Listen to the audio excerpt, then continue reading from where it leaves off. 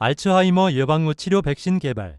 경상국립대 김명욱 교수 연구 성과. 알츠하이머병을 예방하고 이미 진행된 뇌 손상까지 줄여주는 백신이 있다면 얼마나 놀라운 일일까요? 이런 상상이 현실로 다가오고 있습니다.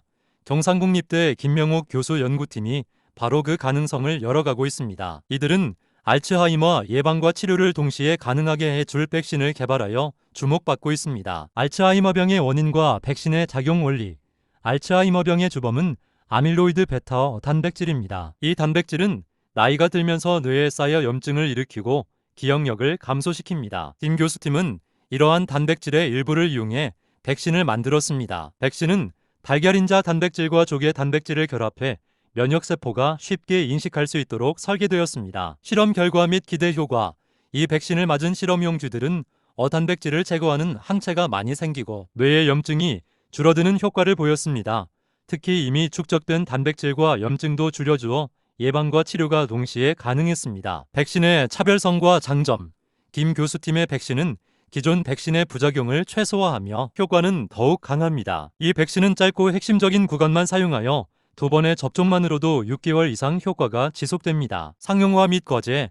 현재 백신의 상용화를 위해 글로벌 기술 이전을 추진 중입니다. 하지만 사람에게 적용하기 위해 혈뇌장벽을 넘는 항체의 전달력과 장기적인 면역 효과 검증 등 여러 과제가 남아 있습니다. 이번 연구는 알츠하이머병의 예방과 치료를 동시에 노리는 차세대 백신의 가능성을 보여주며 앞으로 임상시험과 상용화로 이어질 전망입니다. 김명욱 교수는 이번 연구로 여러 과학기술상을 수상했으며 연구팀은 지속적인 후속 연구를 통해 글로벌 알츠하이머병 선도연구센터 설립을 목표로 하고 있습니다. 알츠하이머병은 단순한 기억력 감퇴를 넘어 환자의 삶 전체를 송두리째 흔드는 고통스러운 질병입니다. 환자 본인뿐만 아니라 가족들 또한 큰 어려움을 겪게 되죠. 기억 상실로 인한 고통. 알츠하이머병의 가장 특징적인 증상은 기억 상실입니다. 처음에는 최근에 일을 잊는 것부터 시작하지만 점차 병이 진행되면서 오래된 기억마저 사라지게 됩니다. 정체성 혼란. 자신이 누구인지, 가족이 누구인지, 심지어 배우자나 자녀도 알아보지 못하는 상황에 처하게 됩니다. 이는 환자에게 극심한 혼란과 불안감을 안겨주며 스스로의 존재 가치에 대한 의문을 갖게 할 수 있습니다. 일상생활의 어려움. 식사했는지, 약을 먹었는지, 화장실이 어디인지 등 기본적인 일상생활조차 기억하지 못하게 되어 독립적인 생활이 불가능해집니다. 이는 좌절감과 무력감으로 이어지기 쉽습니다. 길 이름과 배회. 익숙한 장소에서도 길을 잃거나 아무 목적 없이 배회하는 증상이 나타나 안전사고의 위험이 커집니다. 환자 본인은 왜 자신이 이곳에 있는지, 어디로 가야 하는지 알 수 없어 공포를 느낍니다. 반복적인 질문.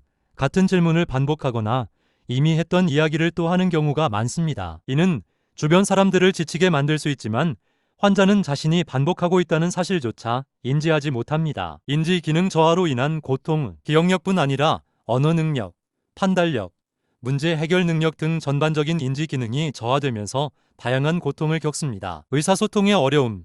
단어를 찾기 힘들어하거나 문법에 맞지 않는 말을 사용하게 되어 의사소통이 어려워집니다. 자신의 생각이나 필요를 제대로 표현하지 못하는 답답함은 환자를 고립시킬 수 있습니다. 판단력 저하.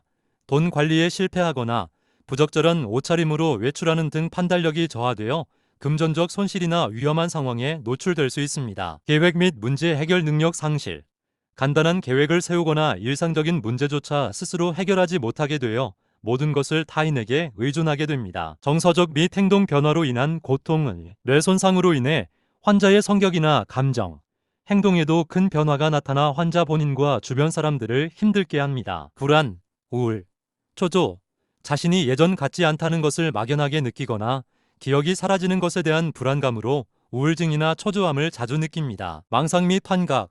실제 하지 않는 것을 보거나 듣고 누가 자신을 해치려 한다는 망상에 시달리기도 합니다. 이는 환자에게 큰 공포감을 안겨주며 예측 불가능한 행동으로 이어질 수 있습니다. 공격성 및 난폭한 행동. 때로는 갑자기 폭력적이거나 난폭한 행동을 보이기도 하는데 이는 환자가 처한 상황에 대한 좌절감이나 혼란을 표출하는 방식일 수 있습니다. 환자 스스로도 자신의 행동을 통제하지 못해 괴로워할 수 있습니다. 무감동 및 무관심.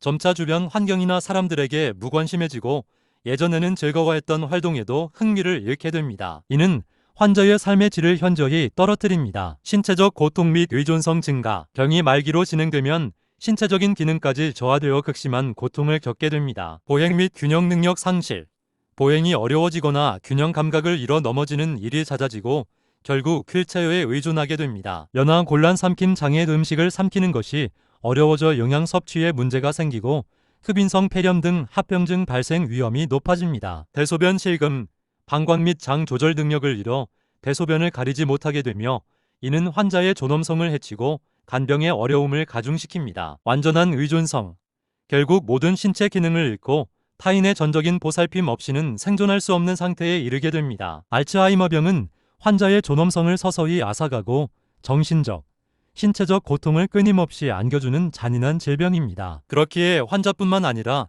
이들을 돌보는 가족들에 대한 사회적 관심과 지원이 절실합니다. 알츠하이머 환자들의 고통을 덜어주기 위해 우리가 할 수 있는 일은 무엇이 있을까요?